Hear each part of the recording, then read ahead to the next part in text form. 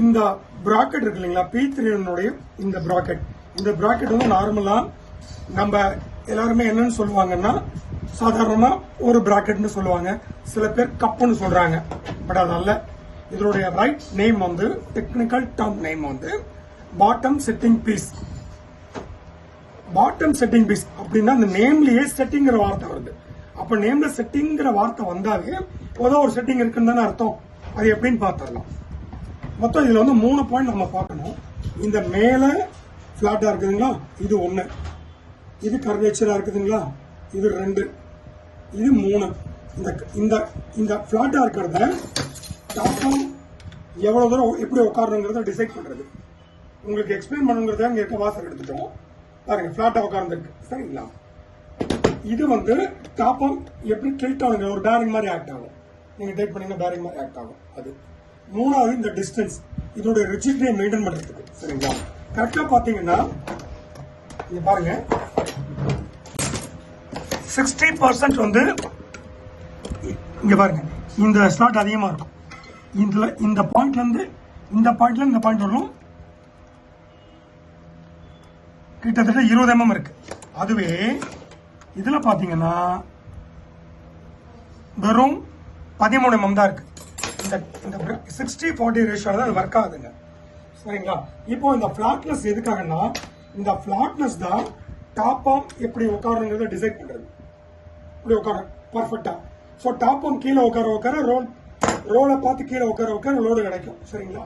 இப்போ இந்த பிராக்கெட், இந்த P3 டாப்பம் சிஸ்டத்துல மார்க்கெட்ல நிறைய பேர் ஒரு மெக்கானிக்கல் கன்வர்ஷன் சொல்லி பண்றாங்க. அதாவது ப்ரெஷர் செலக்ட் எடுத்துட்டு அதுக்கு பதிலாக ஒன்று வைக்கிறதுங்கிறது.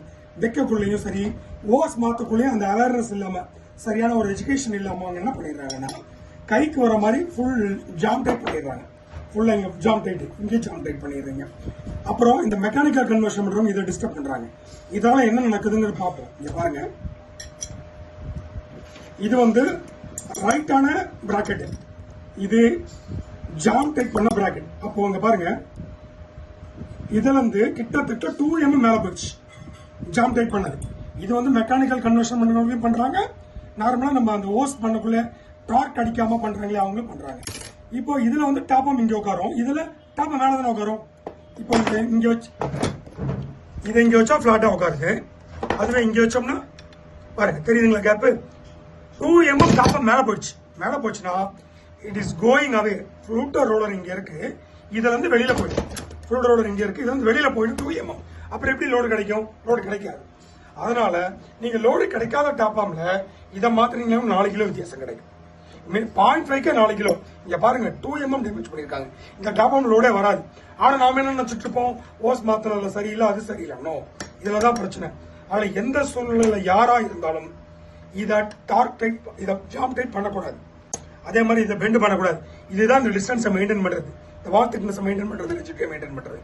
சோ எந்த சூழ்நிலை யாருமே இதை டிஸ்டர்ப் பண்றதுக்கு அலோவ் பண்ணாதீங்க.